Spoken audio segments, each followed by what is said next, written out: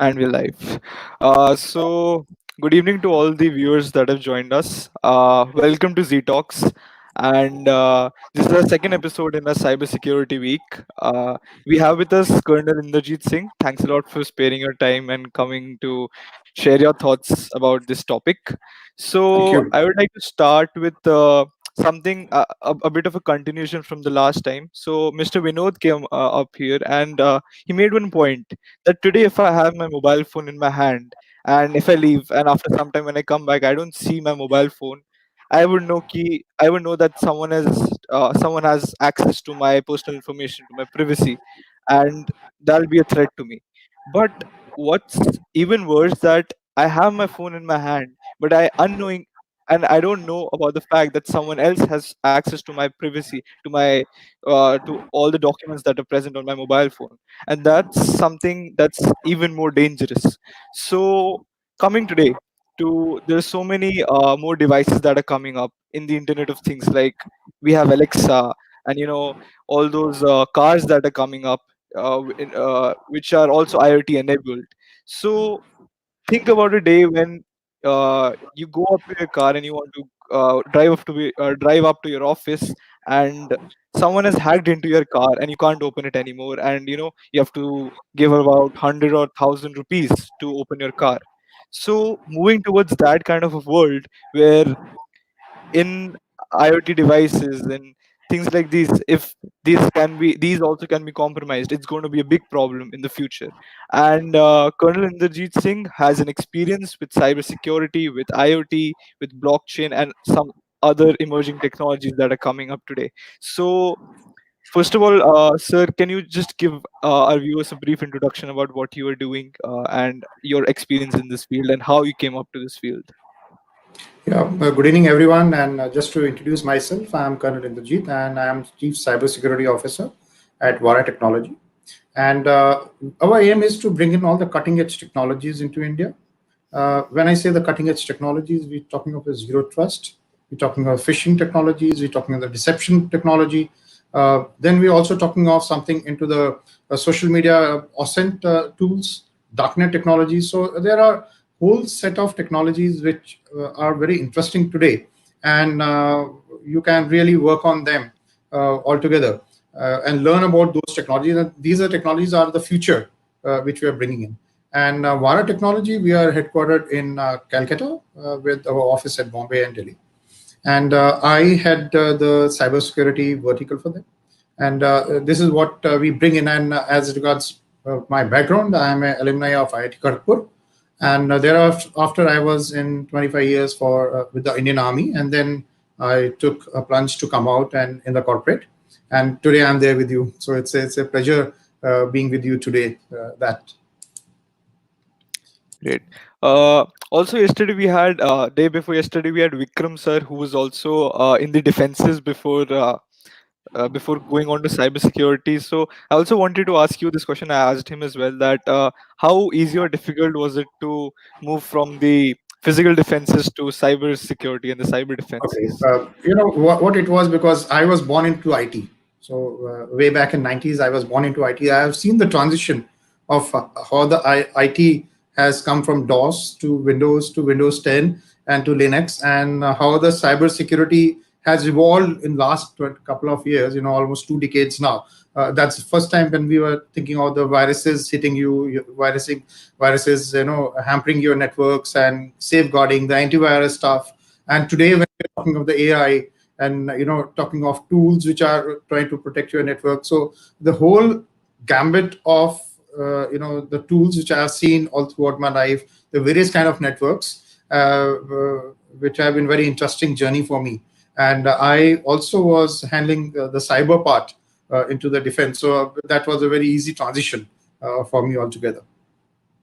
So how have you seen this evolution of cybersecurity in whatever time period you have served into this field? So, the cybersecurity landscape is evolving every day. And you've seen earlier times we had the antiviruses or the viruses which used to damage your network. And then today we are talking of the malware. And today we are talking of the ransomware. We are talking of the APT attacks, safeguarding your networks against this. And it's a whole lot of technologies which have come in today, which are very interesting. And thanks to all the new technologies, which are there, and the future of this industry looks really very interesting. May it be AI or a machine learning, IoT, blockchain, 5G. These advancements will be part of what lies ahead.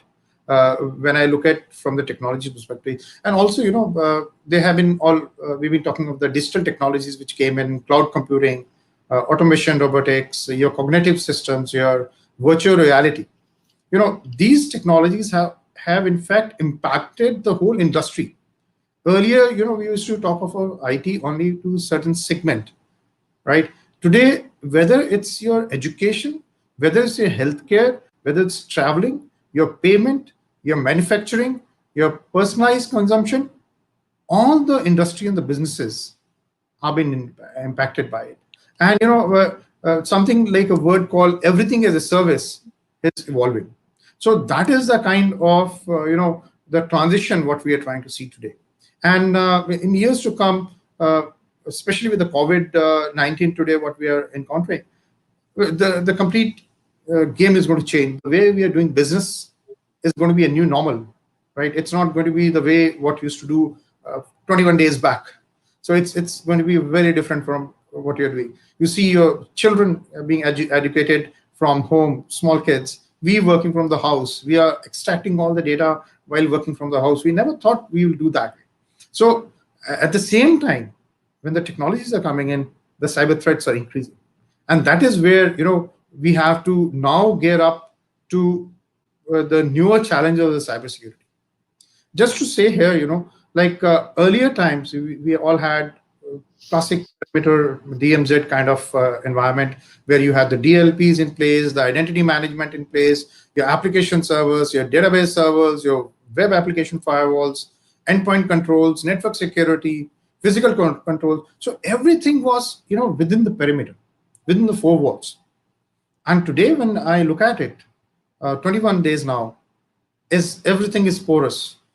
How we are going to secure these networks? That's the challenge which we have. And thanks to all the technologies which are evolved over a period of time, I think those are the I kind think there's of some things lag which will. from your side, sir. If you could just No, it's okay. there's a bit of lag from your side. Yeah. Am I audible Yeah, now? yeah, it's better now. Okay. Yeah, yeah, So you're audible. what we have seen, the attacks are getting more focused. They're getting more advanced. We have botnets, we have APTs, right? Earlier time, like you were saying, what my journey is, I have seen everything was signature based technology. And today, that's not all which is sufficient. We are talking of the anomaly based systems. Earlier, we were very comfortable with IPS, IDS, antiviruses. We were comfortable with proxies, it was same. But this is not going to look after us in due course of time. So we have to evolve ourselves, right? And there are too many point solution working in silos. So anyone who's working and who's established a network, they know it that all the networks today are working in silos. How we bring them onto a single platform? How do we give them a security, which is a single point of security, right? And like I said, with the constant emerging new technologies, there's a threat vector which has increased multifold. And it was about the cloud and social networks, and then the mobility. So the threat vectors have increased. The threat landscape has increased today, right? And today, what we lag and lack of the real situational awareness. And we have a false sense of security. You go to any organization, you'll say, my network is very secure. Nothing is required. They just Right? have an antivirus, and that's Yeah, what's there. well, that's the first line of thing he will say. But they are not ready to accept that there are zero-day vulnerabilities which are going to hit them. There are attackers who are actually going to sit in their network and sniff in the data, take the data. The malwares are so smart today. I will discuss about the emotet malware, which is such a effective malware. It really causes the damages at the time and place of its choice. Okay, Yeah, so even in the world of startups, we've seen this, that a lot of startups have complained over time that all their money is lost and they're nowhere. It's a big problem today. So, sir, as you said, from the days of antiviruses, when people just had antiviruses, and today when we have all these IoT devices around us, can you throw some light around what security problems will come or that are already there? Because right. of these smart devices that we are adopting. So all these technologies have got a dark side, and we can use the both sides. The best part, and we are struggling between the cyber security and the cyber crime. That has become even more complicated. That is the way we are all trying to evolve. And the hackers today, if you look into the IoT environment, it's giving a huge threat landscape. Why I'm Right. saying it's a huge threat landscape is that more than 70% of the IoT devices are vulnerable today, right?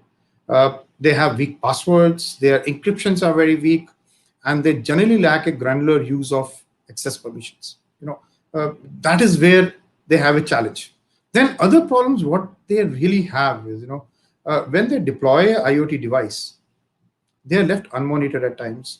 And what's the life cycle of the device? That's what we are not really working on it. Even you see the smart cities, they're all IoTs, cameras and devices which have come up. But one question which always comes to my mind, that what's the life cycle? How many years this IoT device will survive? What's the change mechanism which is going to be there? What we are going to do about it? That's really important. Can you That take life. some examples for our viewers as well?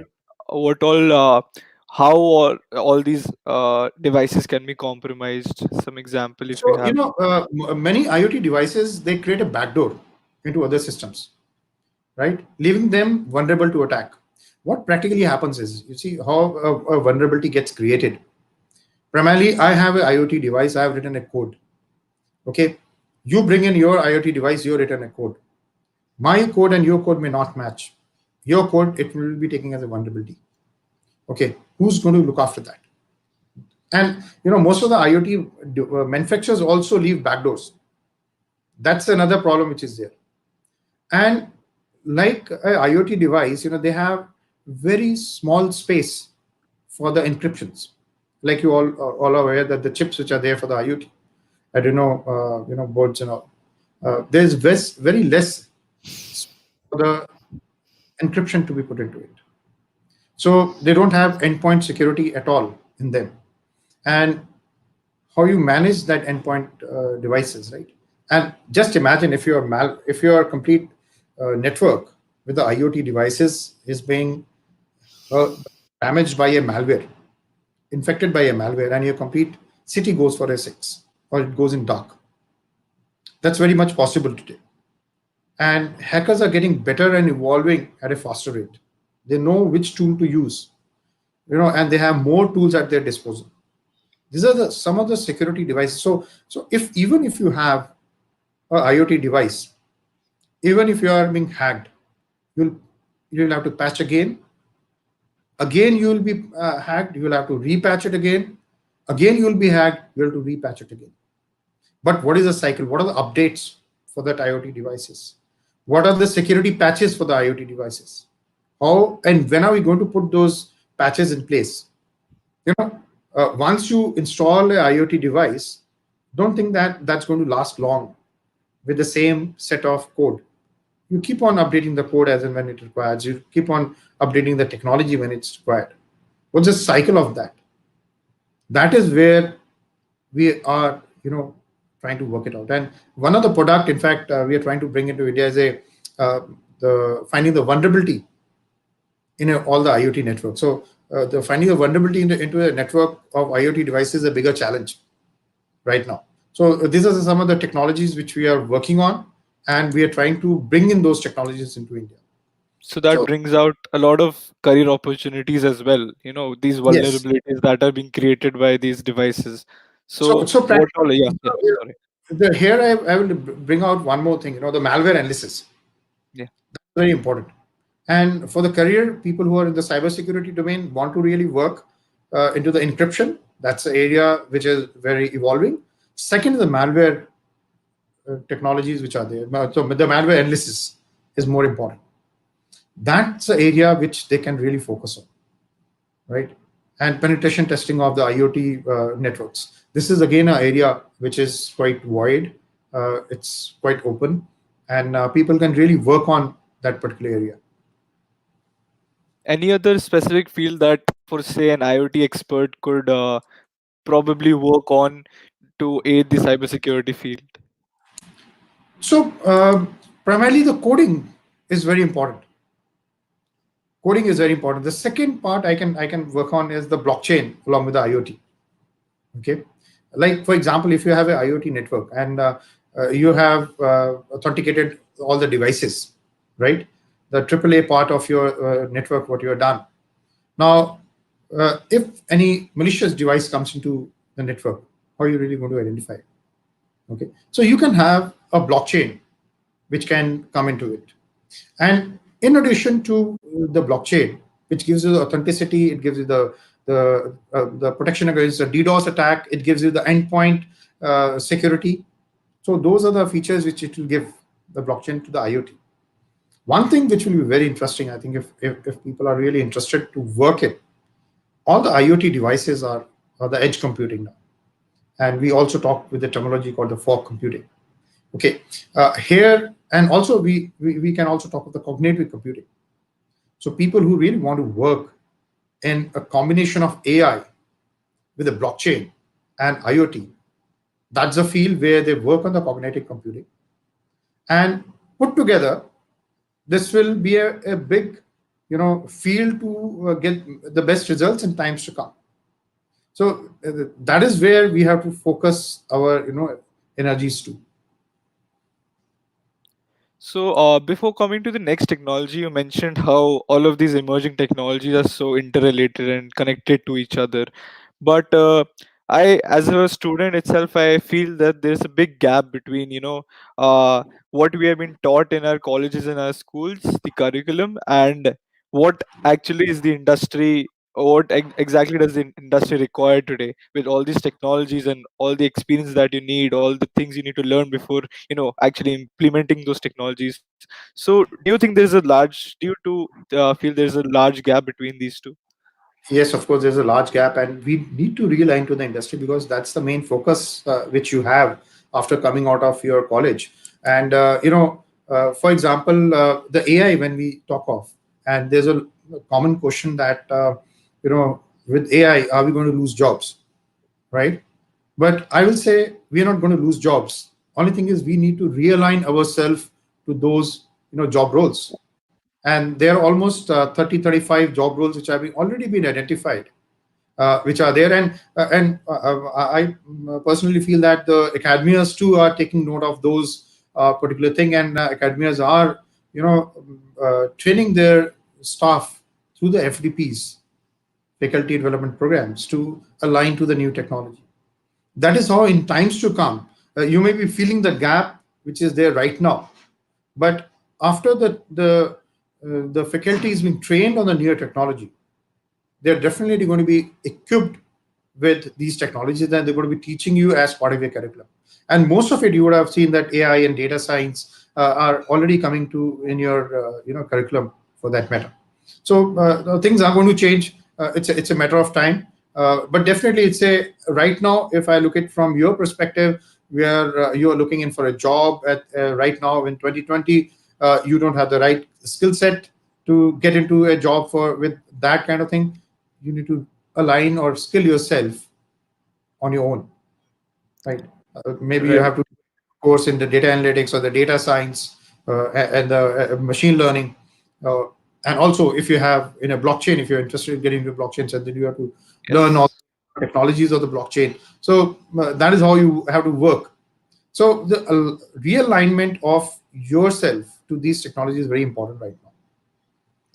Right. We also at Zubi are doing something like this. So we are coming out with courses like on blockchain, on AI, on IoT, so that the bridge that is there, the gap that is there, we're trying to bridge it, and so that all these students can come to us and get equipped so that they could Fantastic. match up to these expectations that are there in the industry? Fantastic, because you see, these all technologies are the future, and they are here to stay. Just to tell you one example, the blockchain, when we talk of the internet, what you see is a client server architecture. I think by 2020 or 2030, practically we'll have a distributed architecture into internet using IPFS protocols. So these protocols are going to change. So you have to be, accordingly working on those lines. IoT is definitely, we are talking of 75 billion devices by 2025. AI, when we talk of a supervised AI or unsupervised AI, we are seeing 2035 is a time when we are going to have some bit of semi-supervised AI. And there's so much of traction on all these fields altogether, right? And this will be a very interesting, field to study, work, learn, and align, right? Okay, so moving on to from we talked about IoT, how these smart devices are you know affecting us and how these can be compromised. Coming to artificial intelligence, what are the ways cybersecurity and artificial intelligence can be integrated to in terms of job opportunities and even in terms of finding use cases for solving these problems that are there that are being posed by cyber criminals? Right. Just as a starter, which I can always say that um, AI is AI against AI, is a computer against computer. It's not going to be human against any malware or anything. So that's the kind of challenge what we are going to get. And with the growth in number of malwares, what we are seeing, the ransomware, the DDoS attacks, the social engineering attacks that have already created many challenges. Over a period of time, you've seen the number of attacks have increased multifold, right? And there was a survey by the PwC, and they said that about 60% of the global CIOs were concerned about the cyber threats, and they were thinking about how the organization's growth is going to take place. And one has to really understand today, like I told that everybody says my networks are secure, but just remember, nothing is entirely unhackable. But there are some emerging technologies that can help, to navigate more malicious threat landscape. And that's the AI. Okay. If you look at, there was a classic example, the Facebook. It had an application which wrote the complete algorithm itself. We are in that dangerous situation. Then there was a video which was floating in where a drone, which is AI powered drone, can use the facial recognition, right? Actually hit the target at the point, place, and the geolocation where it wants. AI powered. So you practically, will have lower dependence on the nuclear weapons than the AI powered weapons. So that's the challenge which we are all getting into now, right? And what if AI goes in wrong hands? And the hackers have already been using these technologies to circumvent. You are hacked. You find a hacker writing a more complex, you know, equation and putting it back to you. Just to give you an example of when I spoke of a emitted malware, it's so intelligent. It chooses the machine learning part of it, and if it's sandboxed, it doesn't execute its PowerShell, right? And it knows it's sandbox, it will stay dormant. And moment the sandbox goes away, it executes the PowerShell. Did you ever think of a virus behaving like this earlier? No. Never, right? So this is a situation where, and it may drop in a ransomware, it may drop in a kind of a bank malware. And just to tell you here, if you don't have an AI powered system to protect you as a cybersecurity, any malware which hits you today, you have a window of opportunity of only 10 minutes to detect it. If you're Right. not detecting a malware within 10 minutes of its, it touched your network or your endpoint, it's almost going to be 200 plus days, to maybe 230, 40 days, maybe more, to even identify that kind of malware. But with the AI powered systems, AI powered tools, you can actually come over that. You can have a predictive analysis of your networks using the AI tools, and you can have a AI powered cyber security tools which can really protect you. So that's why when I told that it is AI versus AI, it's no more a malware or a virus versus a human, or a human versus human. It's a AI versus AI. That's the situation we are all in. Also, as you mentioned, predictive analysis, another analogy, if I could just add in, for those who didn't understand a lot of the technical things. For example, today we have the police, uh, and they train the dogs every day over time, over years, so that they can, predict the potential problems, potential bombs. So, how AI could help into this is something similar to that. Is that if we keep on adding to that, adding to the data set that is there, the computer can eventually learn how to predict the threat that is there. So, moving on, would you want to add something about the career opportunities with AI and cybersecurity? For example, if there's a college student sitting out there who is trying to learn and get his skills brushed up in ML or AI, how he could contribute to the So cybersecurity I field? will tell malware analysis or a deception technology. Learn that. That's pretty important. Using the machine learning part of it. That's the very hot topic today. And learning about the DDoS attacks. I don't want to touch upon something in the darknet, but then that's a very interesting field altogether. We can touch upon sometime else. Yeah, But malware analysis, work on it, understand how the malware works, how you can use it for your networks, and especially the two use cases which you can use it today. One for your normal networks which are there, and second is the IoT networks, both of them.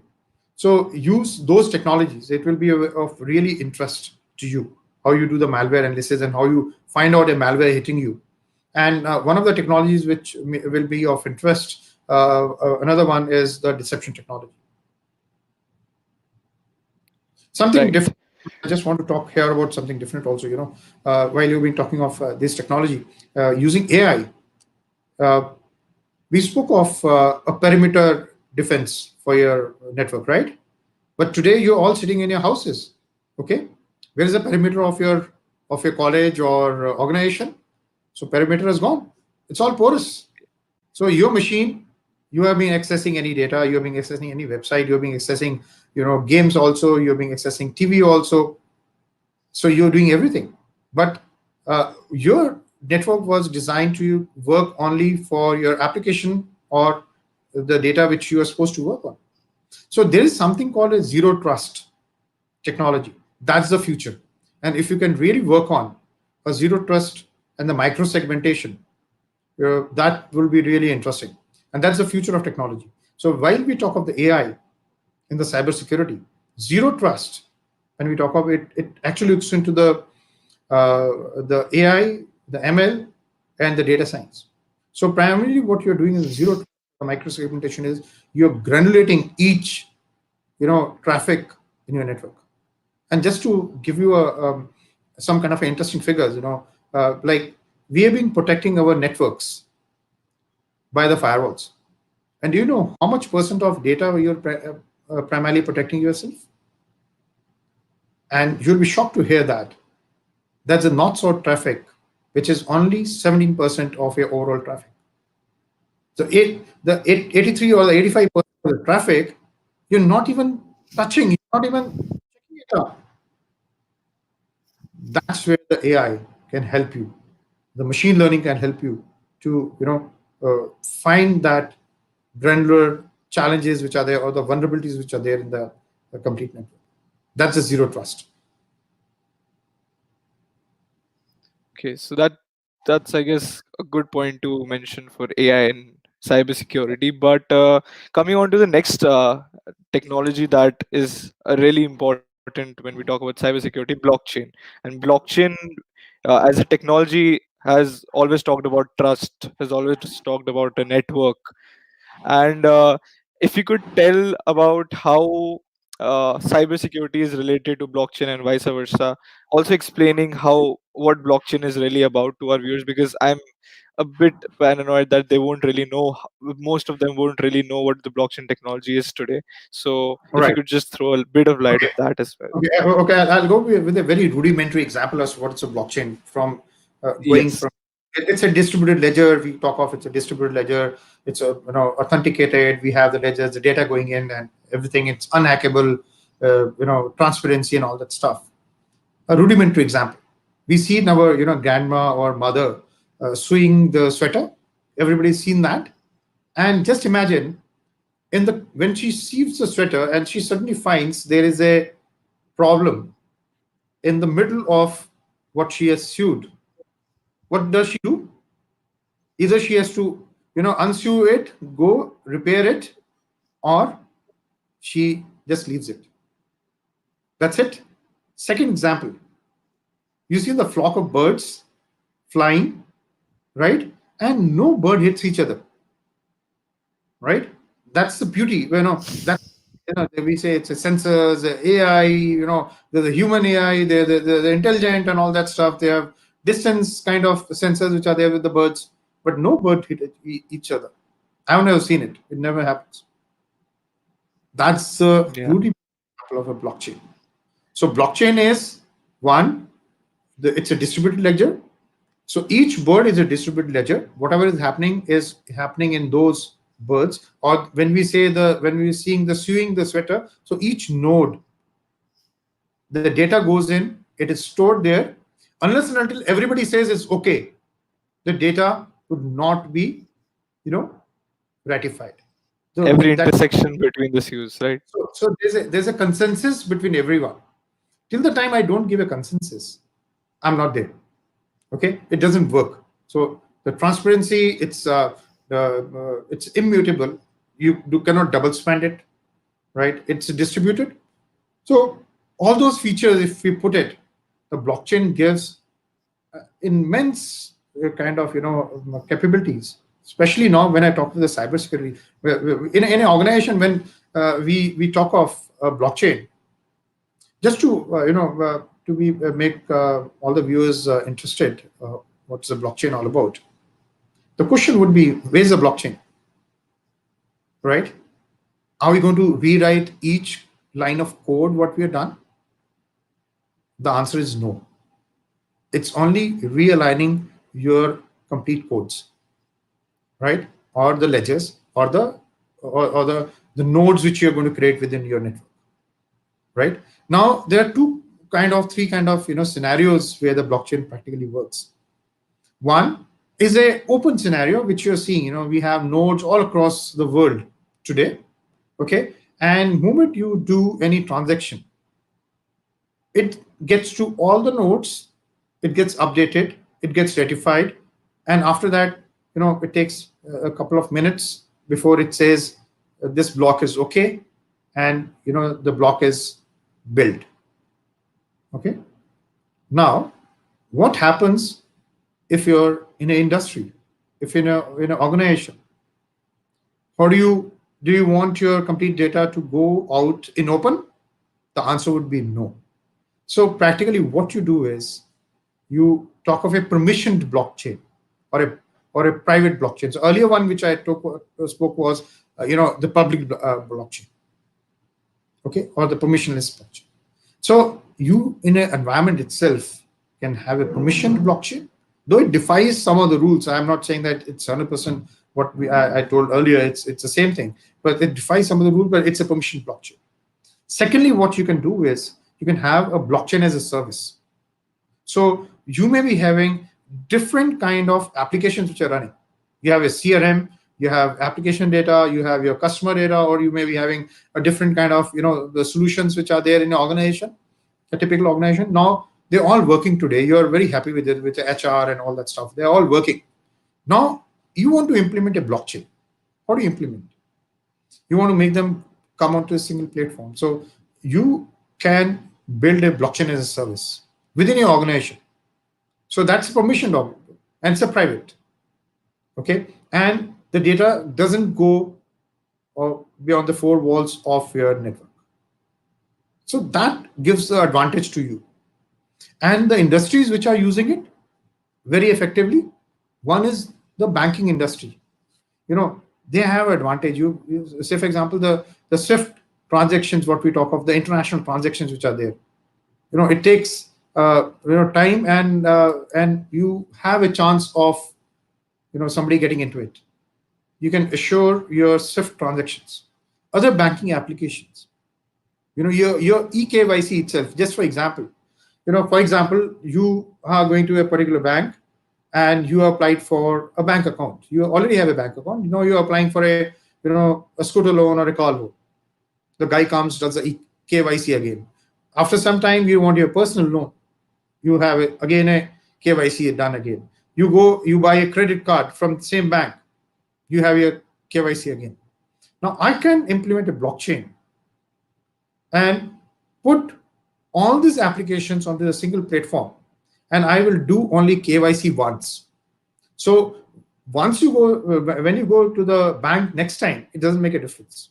So I do the eKYC of yours from the existing data, because that is tamper proof. Nobody's fingering with that data. That's one of the examples which I give. Second area which is there is supply chain. And supply chain management is a bigger application of the blockchain, and it's very interesting as well. Like, say for example, you have the complete containers which are coming in from different countries through ships. Now it takes almost 2 months for that documentation to reach from one port to another, because that's a physical document, right?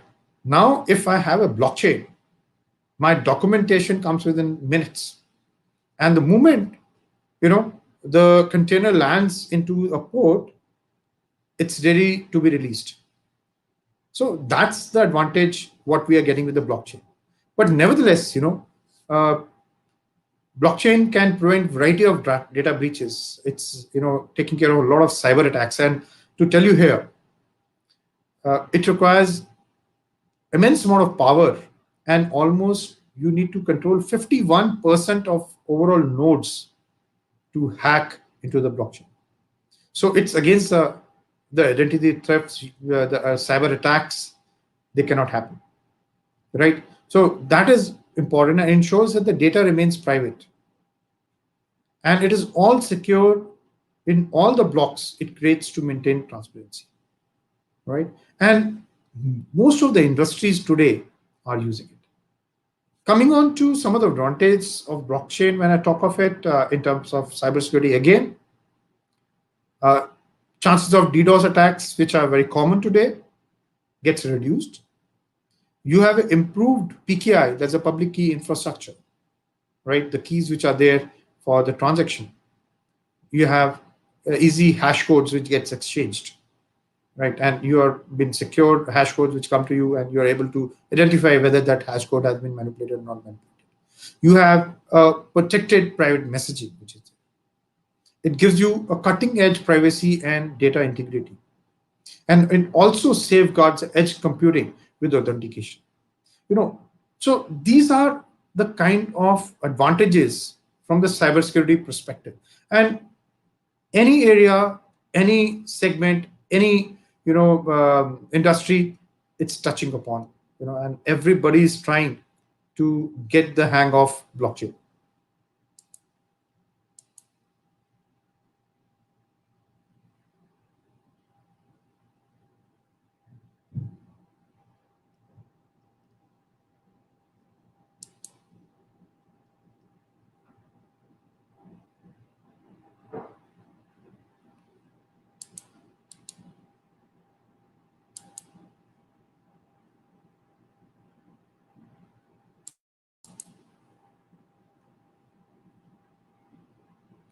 I'm not able to hear you, Karthik. Your voice is gone suddenly.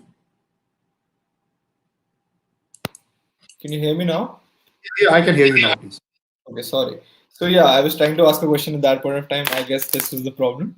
So Yeah. when you were talking about how data breaches could have been prevented if blockchain was used, and if we take the example of Yahoo, which there was a huge data breach a few years ago. So if blockchain would have been used at that point of time, it would have been a public blockchain. But people talk about scalability as a big problem in that case. So what are your views upon that?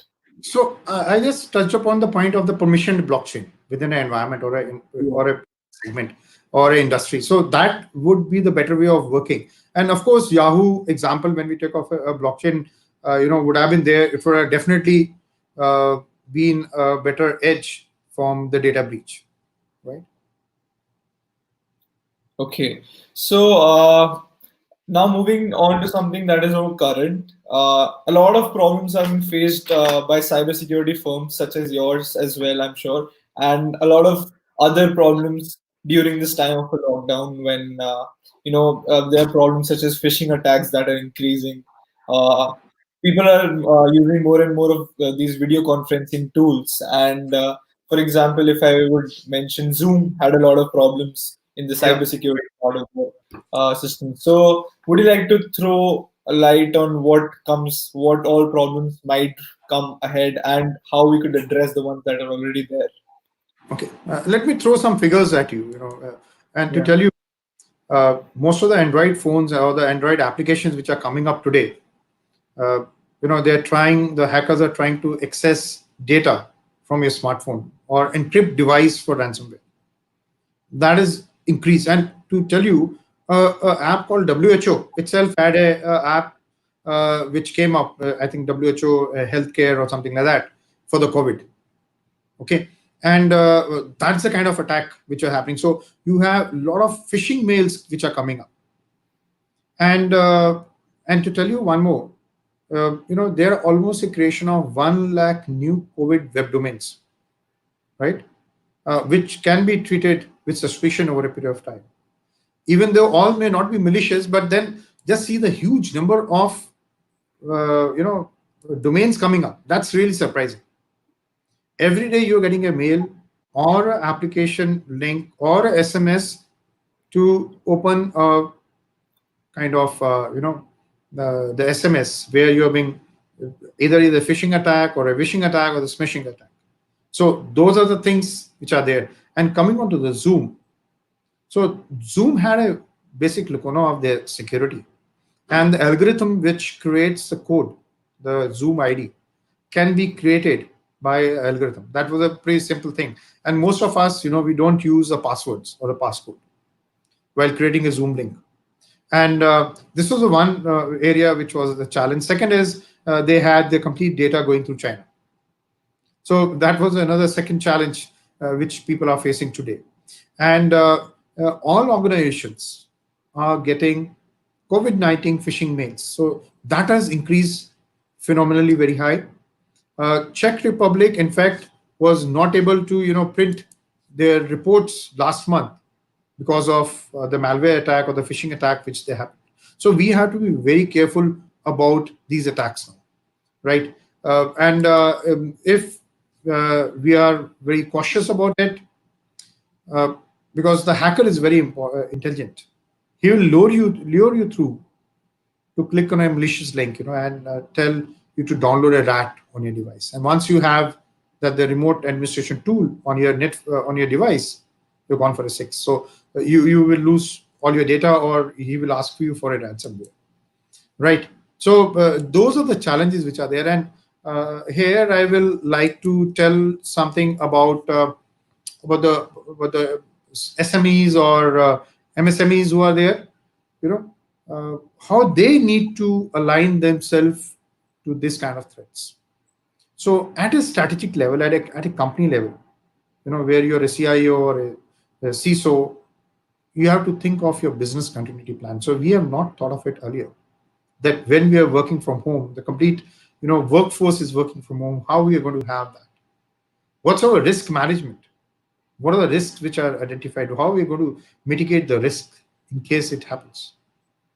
We have to have a disaster recovery plan. If you're having all these phishing mails which are coming, because the data which is being accessed by the home users, now the work from home users, is a company data. So what happens if somebody is hacking into the data, taking away? We should also have the instant response plan. We should work on it, right? And we should think of a cyber resilience in case my network is jeopardized, in case my network is hacked, how fast I can stand back with my data, with my network, when we are all working from here. And this is a new normal, right? But at a tactical level, at the ground level, if I have to suggest, you know, we have to talk of the VPNs, we have to talk of the endpoint DLPs, which have to be put in. We have to have the remote access data policy, which should be in place, and we should give the access to the data to only the valid users. We have a lot of home Wi-Fi's which are insecure today, and believe you me, hardly anyone has secure home Wi-Fi. So we need to secure it. You know, and the other challenge which we have is the employees' usage of the company devices and the BYOD devices, because you have so many devices which are now coming onto the network which you never thought of. Because all your workforce on your company will not be issued with the laptop. So you're giving them the permission to have a BYOD and use those particular devices. We should also think of encrypted mails, right? And we discussed about the Zoom, think of a better conferencing system. Zoom, being insecure, we can always go in for the Microsoft Teams. We can also use Google, and there are many other tools which are available for the video conferencing system. And not last but the least is maintain your cyber hygiene. Okay, so these are some of the major thought process which I like to tell everyone, maybe an individual, maybe a company owner, maybe a CIO, who are looking at it. Yeah, And so sorry. Yeah, go on. yeah, please. No, I was just saying this is a good lesson for all the MSMEs, all the representatives of all the MSMEs that are there at this point of time, because this is a big time, and when everyone is working from home, it opens up to a lot of more challenges in the cyber security part of it. So surely that's a big problem that we're going to be facing in the future. So And in fact, 92% of the CIOs today, they have come up and they are expecting that COVID-19 will have a major business impact on them. So every big company today is only talking of how to have the business continuity. perfect. So, if I may, sir, now you'd like to take some questions from the comment sections that were there. So, I'll just, what I'll do, you'll have a question on the screen, and then if you could help out, if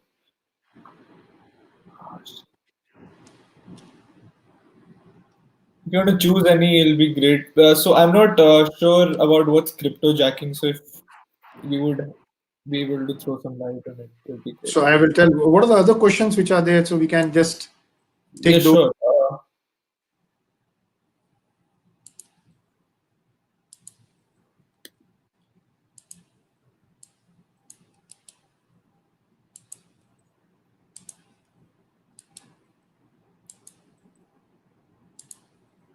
How about this one?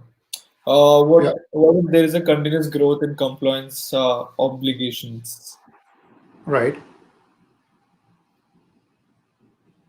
Okay, I don't think this is a complete question in I think itself. what is the continuous growth in compliance uh, obligation? What if there is a continuous growth? So we have to have the compliance in place, all the policies in place, and that will safeguard you. When I spoke of the business continuity plan, right? That is will safeguard you. And today that's a nightmare. Okay, for most of the bigger companies, how to have the business continuity plan? Like you have the network which is porous today, right? You don't have a confined perimeter. How are you going to take care of those kind of things?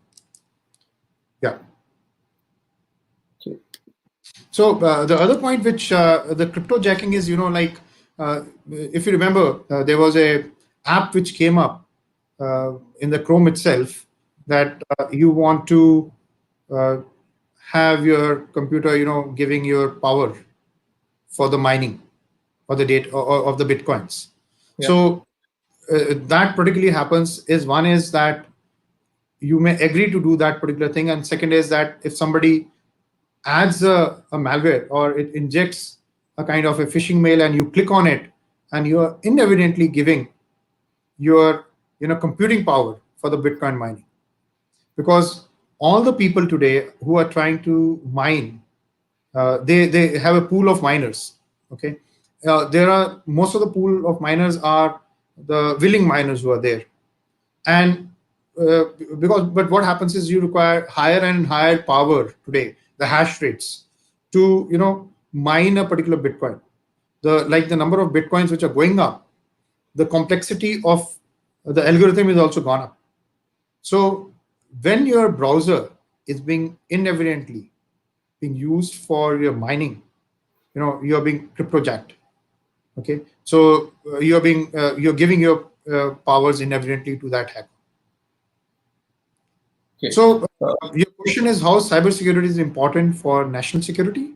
Where do we stand in the world? So it's a very interesting question, Subhan. Yeah. National security, when we talk of, uh, I will talk it out in. I'll build up the context and then tell you. Uh, there are like 16 critical information infrastructure. Now, what are the 16 critical information infrastructure? Like your hospitals, like your nuclear power plants, like your banks, like your power grid, water grid, road networks. Okay, your other grids which are there. There are 16 in all, defense installations. Now, any of them, if you hack, say for example, I inject a malware, right? And I'm able to control, say, for example, the power grid. Now the complete city will go in dark, right? Now, that is the kind of threats we are living in today. So the classic warfare which is going to be there is the cyber warfare, which will come up. And the cyber warfare is not on the borders. The cyberspace is porous. It's in cloud. So I don't know who's going to attack from where, whether it's going to come from the west or east, or it's coming from which direction. Now, if somebody brings my complete grid down, that's a point of national security, and it may happen in internet. You may don't be surprised in down south a power grid is down, or I can the smart cities again. They're also part of the critical information infrastructure, right? Now there's an organization called NCIPC. Okay, this is Yeah. an organization which looks into the security of all the critical information infrastructure. And in India, we have identified it. Uh, we had come up with a national cybersecurity policy in year 2013. Okay, and now we are going to come up with a newer policy in 2020, right? Which is going to be very effective, and it's there. A lot of thought process has gone in that particular paper, and it's going to come as a cybersecurity policy 2020, which is going to safeguard all your critical information infrastructure. You would have seen, some time back, there was a phishing attack on one of the nuclear power plants. Remember? Somewhere September, October, right? So that's the time, how do you safeguard that nuclear power plant? So critical information infrastructure strategy is actually going to safeguard you. Then the other thing which I'll just bring out, there's something called a CERT, CERT. Okay, so we have a Yeah. national CERT, okay, which is responsible for looking up any vulnerabilities which are happening or the threats which are being there in the country. Now there are going to be a different, CERT which are going to come up. There's another CERT which is a power CERT. So it keeps on identifying all the vulnerabilities in all the power grids in the country, right? So it ensures that none of your power grid is vulnerable. They try to secure it. Okay, so that is where the national security comes into, and we are very good and very well poised as of now. So we are working very aggressively as a country towards the national security in safeguarding all the critical information infrastructure. Yeah. Right. So, a question I also wanted to end with, and incidentally, someone has asked a similar question. So, Yogesh Agarwal asks, how do you think blockchain, AI, and cybersecurity can go hand in hand in the future? I Yeah, would, yeah, perfectly. I would Yeah. also want to add. Yeah. Like I brought it out, put a link below IoT. Think of a IoT devices. You're securing all the IoT devices to the blockchain. Okay. You are putting the AI. AI means the cognitive intelligence or the prescriptive intelligence, which are there, analysis, right? That helps bringing those IoT devices more intelligent with the data science or the NLPs which are coming up. And the cyber security, this is the good part of the cyber security, is that whatever hackers think of, you're thinking before them. Okay, so you secure your networks. By earlier time, we used to talk of something called a signature based attacks. Remember? Okay, now this the AI based cybersecurity is more with the anomaly based. So it's going to look into your network anomaly, your user anomaly, user behavior, your port anomaly. So all those anomalies will actually help you tell that your network is going to be hacked or not hacked. And something more is a new technology called UEBA. It's a user and event behavior analysis. So this is a kind of machine learning which is being used for the cybersecurity of monitoring your users within the network and also the outside the network, right? So, one concluding question I really wanted to ask. You talked about how all of these can go hand in hand, but as a college student who might be sitting somewhere and thinking, which direction should I go in? There's so many opportunities in hand, and what message would you want to give that student? What should one focus on primarily? So to focus on the job skills which I told you, if you're interested in cybersecurity, use that. If you're interested in data science, go in for that. And data science with cybersecurity is a very interesting proposition. Also, blockchain with cybersecurity is another interesting proposition. And IoT, of course, is another. But end all is align yourself to newer technologies, right? Align yourself to the newer job roles. That will make you stand in your better, footing when you're going there for the interview or when you're looking in for the jobs, right? You will be the first guy to be accepted if you're going in for the newer job roles. That's what is so important for you all to take care of, because you already brought out your academia is not tuned to the industry. There's a gap. So the job roles which are already been identified, work on that. So there's a list which is available. I can share the list with you guys. Work on the disruptive technology. And one more thing, because you all are from the technology background, right? There's a Gartner study which is there of all the emerging technology or the disruptive technology. They take it out year on year. They give it, and that comes out somewhere in the month of September. So last year, it was also which had come up, and it gives you all the technologies which are actually going to be there, whether it's AI, whether it's AR, VR, where it is going to be, whether it's a curve of illusion, whether it's a emerging technology, whether it's a kind of a technology which will never come up, right? So though just go over that graph. It's a disruptive technology 2019 Gartner. If you type in the Google, you will get it. That will help you to align yourself. What are the technologies which actually exist, right?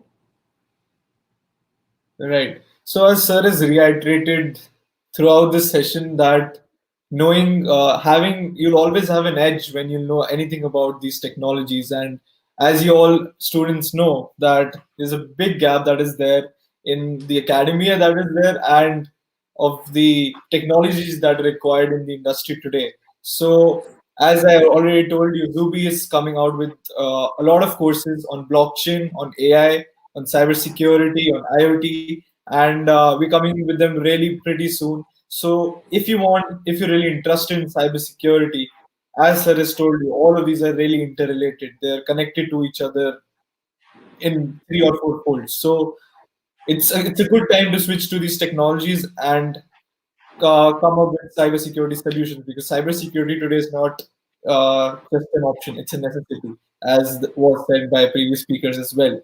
So thanks a lot, sir, for taking out your time. Pleasure. You And can always catch up with me anytime offline as well. It will be a pleasure to meet you all and talk to you. sure, thanks a lot, sir. It was a really good time with you, and hope that our viewers got to know a lot of things about how these technologies are the future. Thanks a lot, sir. Thank you very much. Have a great day and stay safe. Exactly. Thanks.